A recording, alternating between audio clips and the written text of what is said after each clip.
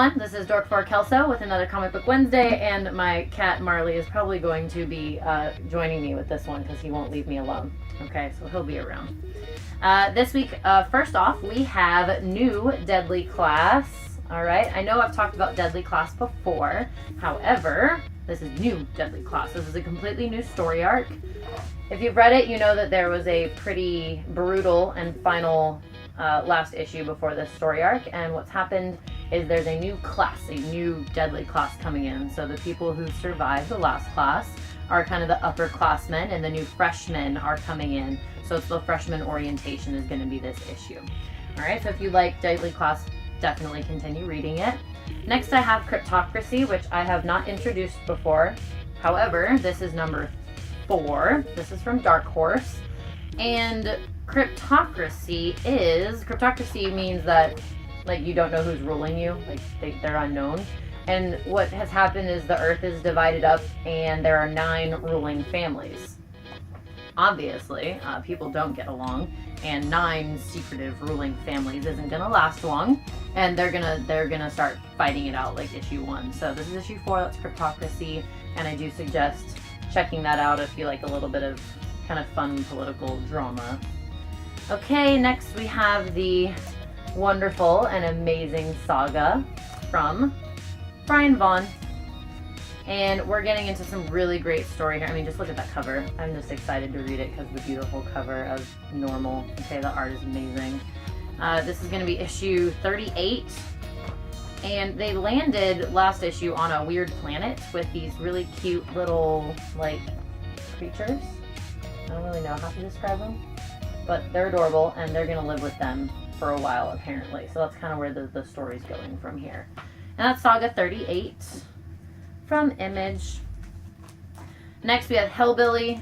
If you didn't see my first introduction to this, and you are into very straightforward, kind of brutal comic books, and if you know who Eric Powell is, you definitely need to be reading this. It's from Albatross, which is a very small, newer company from what I understand, and they have a few books coming out. And this one's titled The Flesh-Eating Witch Child of Hoodoo Ridge. And when you read it, you totally want to read it with a hick accent. And I suggest doing it because it'll be much more entertaining. Alright, so that's Hillbilly by Eric Powell. And that's a really great one. And that's on number 3. And I started reading that instantly because I love Eric Powell. I did not wait to read that one. Alright, after that we have Postal from Top Cow. Okay, we've been reading Postal for a while, and a couple weeks ago, or last week, I introduced Eden's Fall, which is a kind of offshoot of this. And this is getting fun. Alright, if you're not reading Postal, this is about a community that is full of criminals, okay, that have done all sorts of things, and the leader is trying to give these people a safe place to live, but some are crazy, some of them committed felonies, and they're all coming from different walks of life and trying to live in a community together. So obviously that's going to make for some really interesting stuff. Alright, The Hunt.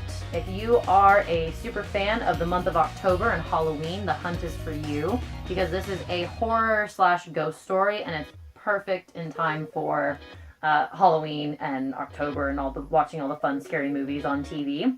The Hunt is similar to Colder, which came from Dark Horse or Boom? I don't remember. If you read Colder, it's a guy who he lives in reality, but he can go to different, like, to the other side of reality where it's kind of dark and horror-like. And this is kind of the same thing. The main character, she can, as far as I understand, she kind of lives in reality, but is having a difficult time trying to figure out what's reality and what's horror. So that's a good story. Like I said, perfect in time for all of the fun Halloween festivities. Next we have Accelerators, Relativity Part 5 of 5. As far as I understand, Accelerators might be over. I'm not sure, because they've done 3 different story arcs. And so this is number 5 of that one. And this is from Blue Juice, another great small producer. And this is one of my all-time favorites right now. This is one of my favorite books. It's all about time travel, and that always entertains me. And so we're in a finale right now. So this one's going to be really great. I'm excited to read that. I'll probably do that as soon as we're done here because I really want to know what happens. Okay, the next two I'm going to introduce. One is a brand new one, and one is a different one I haven't introduced to you yet. And I looked it up because I thought there would be a little more to it, and it ended up that there was. So this is Sombra. This is Justin Jordan and Raul Trevino.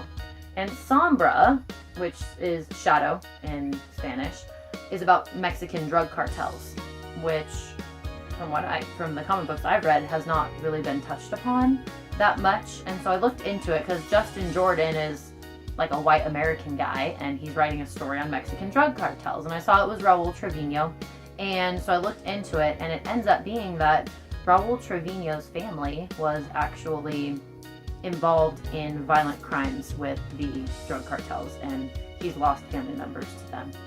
So this is a really personal story for him, and I read an interview from him, and he said that he had never taken on a lot of violent art before because of his past, and this is the first time he's actually putting his own personal life kind of into the ink. So I think that this is going to be a really great story, and it's only a 4-shot like Boom likes to do. So we're on 3 of 4 right now, and so if you're into anything like that, or you want to understand his story a little more, Sombra is a good choice for you. Last, but certainly not least, we have Frostbite, #1 from Vertigo. Okay, so Frostbite from Williamson and Alexander. Don't really know who they are. I don't read a lot of Vertigo. Vertigo's like the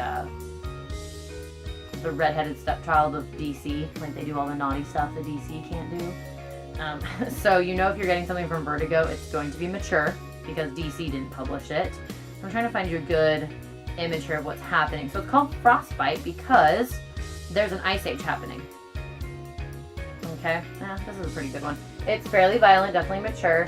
And what has happened is there's an ice age, and I do believe, let's see, how many years is it? 57 years into the ice age. So it doesn't give me a year, but the ice age has happened, and now all the cities are dealing with it and how people are living in a new ice age. And it says Los Angeles 12 degrees Fahrenheit, and then the next page goes to Mexico City, which is 24 degrees Fahrenheit in Mexico City. So the whole world is obviously completely in shambles. And so we're going to look at the story. I'm guessing we're going to follow this chick right here, and we're going to see what this new ice age world is all about. Okay, so that's our new comic book for the week. Also, we have a new previews for October.